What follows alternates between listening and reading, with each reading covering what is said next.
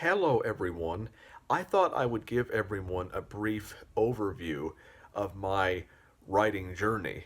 Well, I first thought about becoming a writer when I was around 13, which would have been back in 2008, I believe.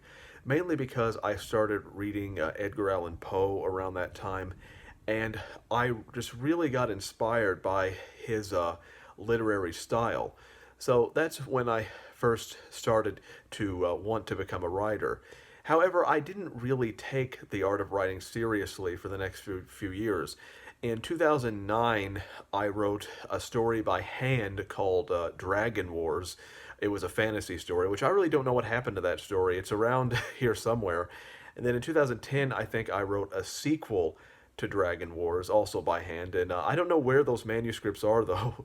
And then in 2011, I wrote a book called Mr. Green, which is basically about a guy who has a multiple personality disorder. Now, that was actually the first, I guess you could say, really long book I ever wrote, but the writing was somewhat sloppy, and Mr. Green is not available to read anywhere, but it was just an experiment. And then in 2012, I wrote some short stories that I submitted to magazines, but that didn't really turn out.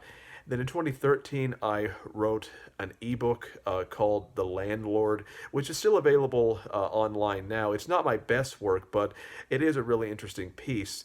And then from 2014 through 2016, I wrote over 200 short stories.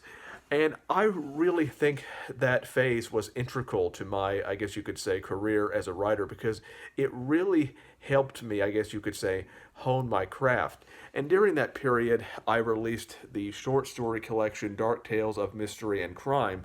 It doesn't really, I guess you could say, reflect the way I write now. I've definitely progressed as a writer since then, but it's definitely an interesting book. And then in 2017, I wrote The Rains of Godwin Valley, which is a Western novella. And then in 2018, I wrote Empty Sounds of the Wind, which I guess you could say is a noirish kind of novella. And then in 2019, I wrote Symphony of Perdition, which is basically what I would call a melodramatic tragedy.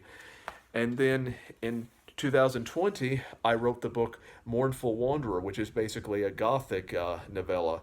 So that's basically a brief overview of my writing journey.